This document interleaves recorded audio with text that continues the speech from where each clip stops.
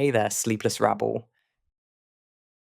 Tonight's story is an occurrence at Owl Creek Bridge, a calm, quiet classic about time, fear, and the moment just before everything ends.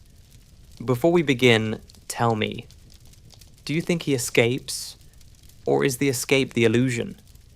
If you enjoy short, unsettling classics for sleep, like the video, subscribe to Napmax, and stay with the sleepless rabble.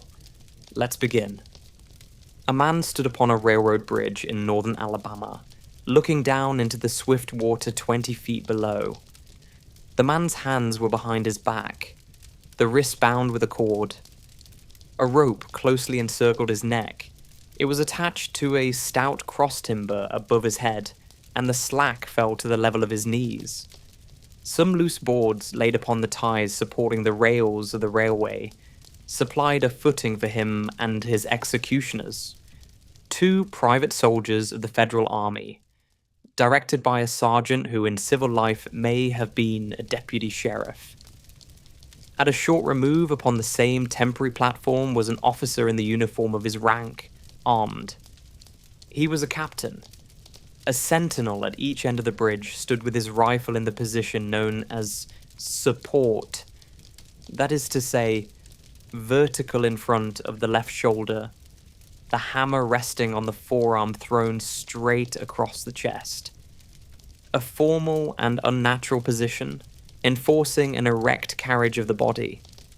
It did not appear to be the duty of these two men to know what was occurring at the center of the bridge. They merely blockaded the two ends of the foot planking that traversed it. Beyond one of the sentinels, nobody was in sight. The railroad ran straight away into a forest for 100 yards, then, curving, was lost to view. Doubtless there was an outpost farther along. The other bank of the stream was open ground, a gentle slope topped with a stockade of vertical tree trunks, loopholed for rifles, with a single embrasure through which protruded the muzzle of a brass cannon commanding the bridge. Midway up the slope between the bridge and fort were the spectators, a single company of infantry in line, at parade rest, the butts of their rifles on the ground, the barrels inclining slightly backward against the right shoulder, the hands crossed upon the stock. A lieutenant stood at the right of the line, the point of his sword upon the ground, his left hand resting upon his right. Excepting the group of four at the center of the bridge, not a man moved. The company faced the bridge, staring stonily, motionless. The sentinels, facing the banks of the stream, might have been statues to adorn the bridge. The captain stood with folded arms, silent, observing the work of his subordinates, but making no sign. Death is a dignitary who, when he comes announced, is to be received with formal manifestations of respect, even by those most familiar with him. In the code of military etiquette, silence and fixity are forms of deference. The man who was engaged in being hanged was apparently about 35 years of age. He was a civilian, if one might judge from his habit, which was that of a planter. His features were good: a straight nose, firm mouth, broad forehead, from which his long dark hair was combed straight back, falling behind his ears to the collar of his well-fitting frock coat. He wore a moustache and pointed beard, but no whiskers. His eyes were large and dark grey, and had a kindly expression which one would hardly have expected in one whose neck was in the hemp. Evidently, this was no vulgar assassin. The liberal military code makes provision for hanging many kinds of persons, and gentlemen are not excluded. The preparations being complete, the two private soldiers stepped aside and each drew away the plank upon which he had been standing. The sergeant turned to the captain, saluted, and placed himself immediately behind that officer, who in turn moved apart one pace. These movements left the condemned man and the sergeant standing on the two ends of the same plank, which spanned three of the cross ties of the bridge. The end upon which the civilian stood almost but not quite, reached a fourth. This plank had been held in place by the weight of the captain. It was now held by that of the sergeant. At a signal from the former, the latter would step aside. The plank would tilt, and the condemned man go down between two ties. The arrangement commended itself to his judgment as simple and effective. His face had not been covered nor his eyes bandaged. He looked a moment at his unsteadfast footing, then let his gaze wander to the swirling water of the stream, racing madly beneath his feet. A piece of dancing driftwood caught his attention, and his eyes followed it down the current. How slowly it appeared to move. What a sluggish stream. He closed his eyes in order to fix his last thoughts upon his wife and children. The water, touched to gold by the early sun, the brooding mists under the banks at some distance down the stream, the fort, the soldiers, the piece of drift, all had distracted him. And now he became conscious of a new disturbance. Striking through the thought of his dear ones was sound which he could neither ignore nor understand. A sharp, distinct, metallic percussion like the stroke of a blacksmith's hammer upon the anvil. It had the same ringing quality. He wondered what it was, and whether immeasurably distant or nearby. It seemed both. Its recurrence was regular, but as slow as the tolling of a death knell. He awaited each new stroke with impatience, and, he knew not why, apprehension. The intervals of silence grew progressively longer. The delays became maddening.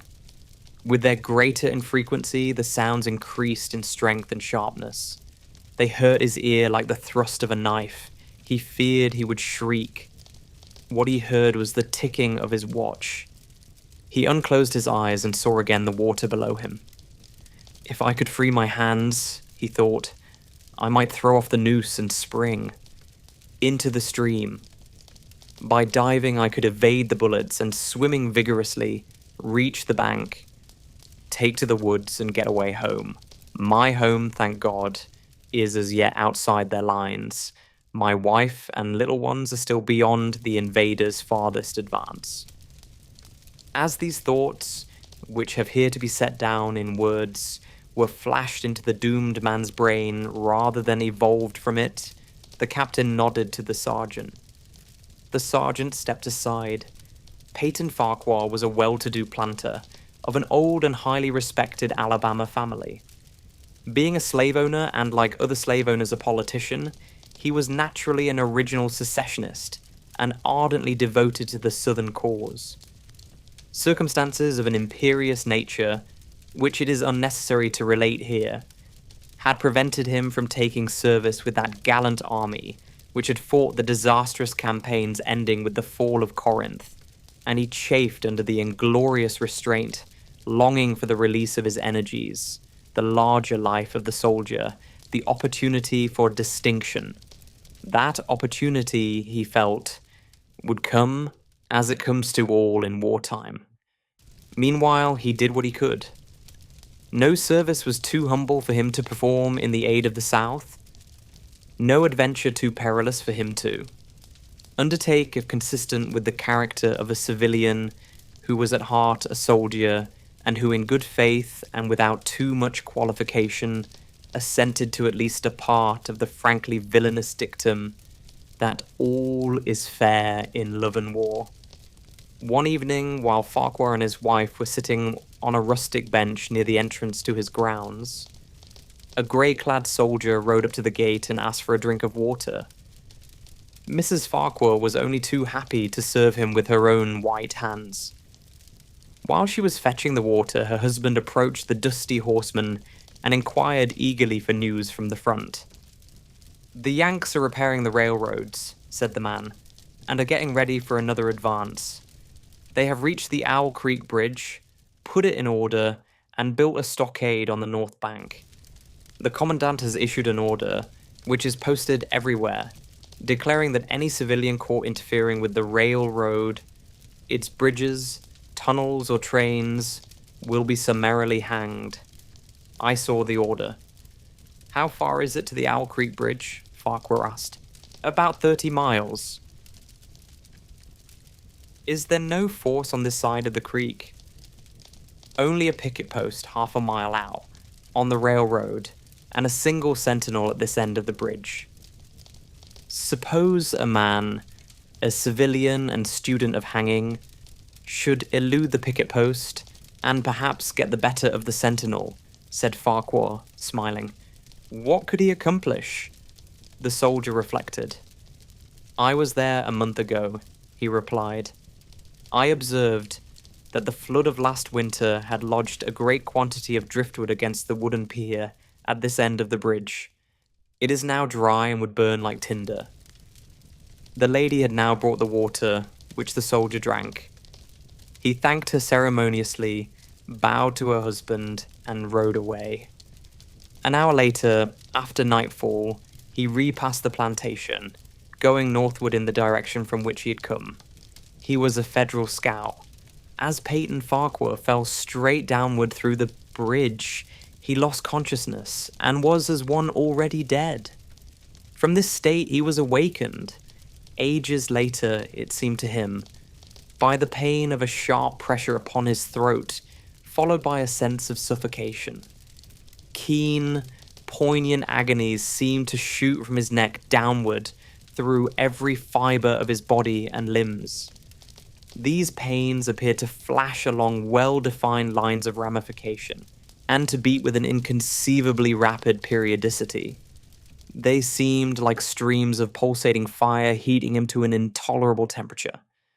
As to his head, he was conscious of nothing but a feeling of fullness, of congestion.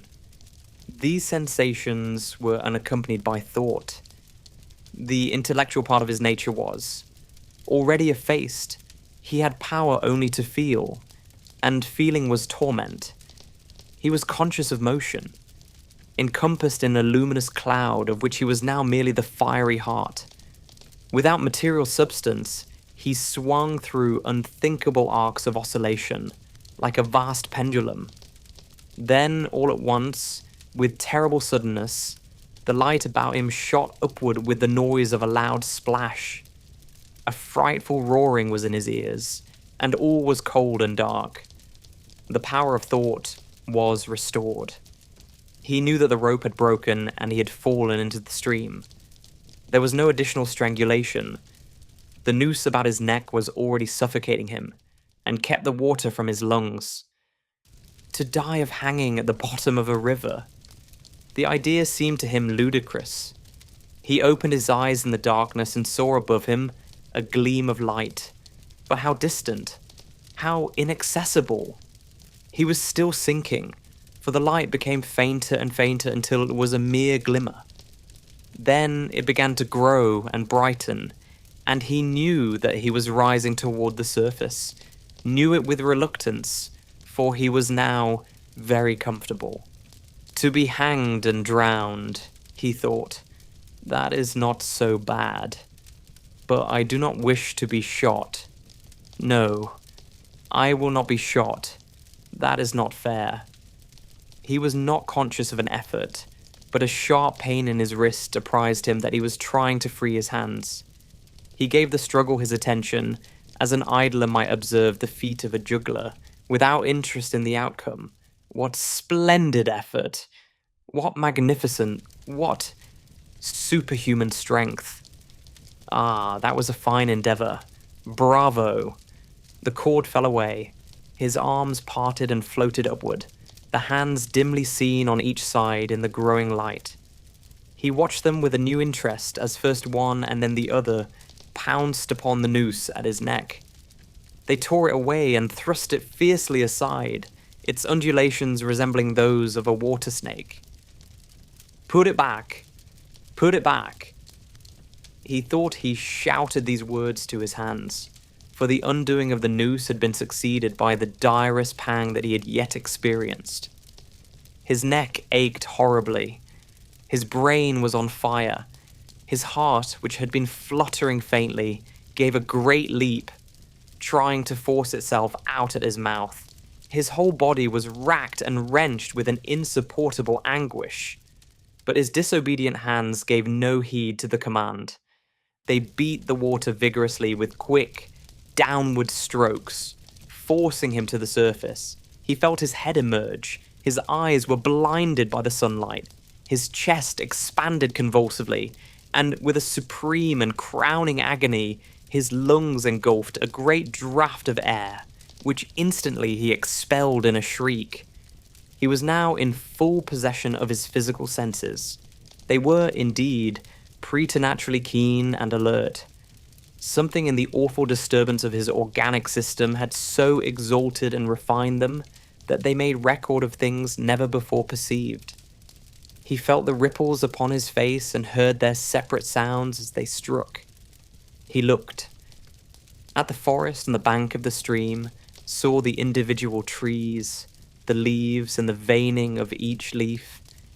He saw the very insects upon them, the locusts, the brilliant-bodied flies, the grey spiders stretching their webs from twig to twig.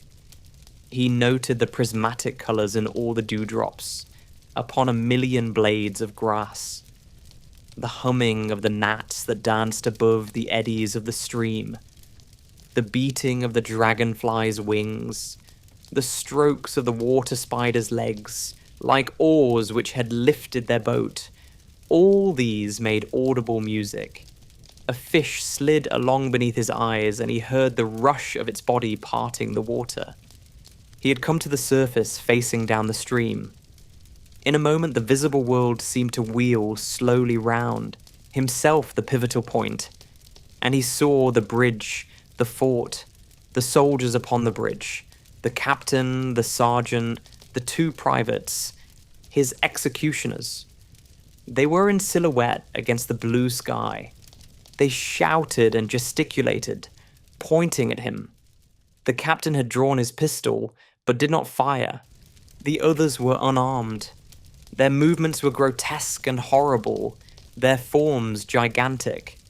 Suddenly he heard a sharp report, and something struck the water smartly within a few inches of his head, spattering his face with spray. He heard a second report and saw one of the sentinels with his rifle at his shoulder, a light cloud of blue smoke rising from the muzzle. The man in the water saw the eye of the man on the bridge, gazing into his. Own through the sights of the rifle, he observed that it was a grey eye and remembered having read that grey eyes were keenest, and that all famous marksmen had them. Nevertheless, this one had missed. A counterswirl had caught Farquhar and turned him half round. He was again looking at the forest on the bank opposite the fort. The sound of a clear, high voice in a monotonous sing-song now rang out behind him and came across the water with a distinctness that pierced and subdued all other sounds, even the beating of the ripples in his ears. Although no soldier, he had frequented camps enough to know the dread significance of that deliberate, drawling, aspirated chant. The lieutenant on shore was taking a part in the morning's work. How coldly and pitilessly, with what an even, calm intonation, presaging and enforcing tranquility in the men. With what accurately measured interval fell those cruel words. Company. Attention. Shoulder arms. Ready. Aim. Fire. Farquhar dived as deeply as he could. The water roared in his ears like the voice of Niagara. Yet he heard the dull thunder of the volley, and raising again toward the surface, met shining bits of metal, singularly flattened, oscillating slowly downward. Some of them touched him on the face and hands, then fell away, continuing their descent. One lodged between his collar and neck. It was uncomfortably warm, and he snatched it out. As he rose to the surface, gasping for breath, he saw that he had been a long time underwater. He was perceptibly farther downstream, nearer to safety. The soldiers had almost finished reloading. The metal ramrods flashed all at once in the sunshine as they were drawn from the barrels, turned in the air, and thrust into their sockets. The two sentinels fired again, independently and ineffectually. The hunted man saw all this over his shoulder. He was now swimming vigorously with the current. His brain was as energetic as his arms and legs. He thought with the rapidity of lightning. The officer, he reasoned, will not make that martinet's error a second time. It is as easy to dodge a volley as a single shot. He has probably already given the command to fire at will. God help me, I cannot dodge them all. An appalling splash within 2 yards of him was followed by a loud, rushing sound, a diminuendo, which seemed to travel back through the air to the fort and died in an explosion which stirred the very river to its deeps. A rising sheet of water curved over him, fell down upon him, blinded him, strangled him. The cannon had taken a hand in the game. As he shook his head free from the commotion of the smitten water, he heard the deflected shot humming through the air ahead, and in an instant it was cracking and smashing the branches in the forest beyond. They will not do that again, he thought. The next time they will use a charge of grape. I must keep my eye upon the gun. The smoke will apprise me. The report arrives too late. It lags behind the missile. That is a good gun. Suddenly he felt himself whirled round and round, spinning like a top. The water, the banks, the forests, the now distant bridge, fort and men, all were commingled and blurred. Objects were represented by their colours only, circular horizontal streaks of colour. That was all he saw. He had been caught in a vortex and was being whirled on with a velocity of advance and gyration that made him giddy and sick. In few moments, he was flung upon the gravel at the foot of the left bank of the stream, the southern bank, and behind a projecting point which concealed him from his enemies. The sudden arrest of his motion, the abrasion of one of his hands on the gravel, restored him, and he wept with delight. He dug his fingers into the sand, threw it over himself in handfuls, and audibly blessed it. It looked like diamonds, rubies, emeralds. He could think of nothing beautiful which it did not resemble. The trees upon the bank were giant garden plants. He noted a definite order in their arrangement, inhaled the fragrance of their blooms. A strange roseate light shone through the spaces among their trunks, and the wind made in their branches the music of aeolian harps. He had not wished to perfect his escape. He was content to remain in that enchanting spot until retaken. A whiz and a rattle of grape shot among the branches high above his head roused him from his dream. The baffled cannoneer had fired him a random. Farewell. He sprang to his feet, rushed up the sloping bank, and plunged into the forest. All that day he travelled, laying his course by the rounding sun. The forest seemed interminable. Nowhere did he discover a break in it, not even a woodman's road.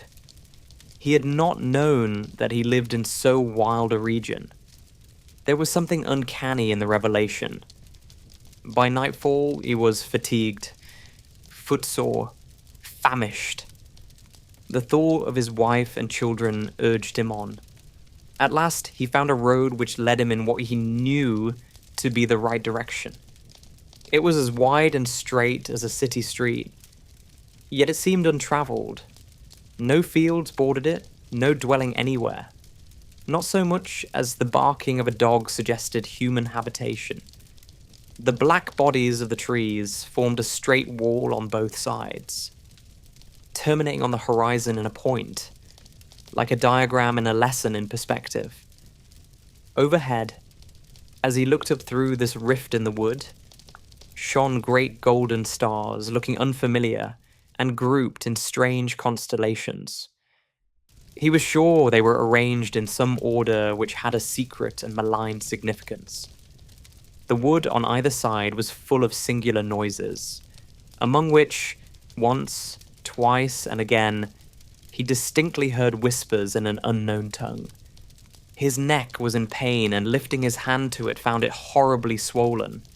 He knew that it had a circle of black where the rope had bruised it. His eyes felt congested. He could no longer close them. His tongue was swollen with thirst. He relieved its fever by thrusting it forward from between his teeth into the cold air. How softly the turf had carpeted the untraveled avenue. He could no longer feel the roadway beneath his feet. Doubtless, despite his suffering, he had fallen asleep while walking, for now he sees another scene. Perhaps he has merely recovered from a delirium. He stands at the gate of his own home. All is as he left it, and all bright and beautiful in the morning sunshine. He must have travelled the entire night. As he pushes open the gate and passes up the wide white walk, he sees a flutter of female garments. His wife, looking fresh and cool and sweet, steps down from the veranda to meet him. At the bottom of the steps, she stands waiting, with a smile of ineffable joy, an attitude of matchless grace and dignity. Ah, how beautiful she is. He springs forwards with extended arms. As he is about to clasp her, he feels a stunning blow upon the back of the neck. A blinding white light blazes all about him with a sound like the shock of a cannon. Then all is darkness and silence. Peyton Farquhar was dead. His body, with a broken neck, swung gently from side to side beneath the timbers of the Owl Creek Bridge.